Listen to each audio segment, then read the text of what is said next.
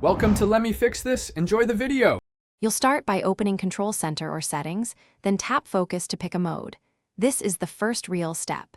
Choose Do Not Disturb, Personal, or create a custom focus tailored to what you need.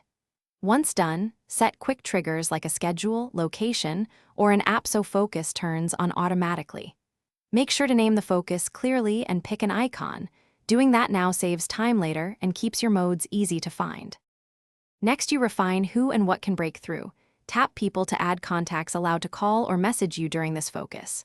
Then go to Apps and pick which apps can send notifications. This reduces interruptions to just the essentials. Once those are set, add focus filters for Mail, Calendar, Messages, and Safari to show only relevant content. This prevents hidden distractions and keeps your workflow clean. Make adjustments now so the focus matches real needs. Finally, turn the focus on from Control Center or rely on your schedule or automation to activate it automatically. Make sure Focus Sync is on in iCloud settings so your iPhone, iPad, and Mac share the same state.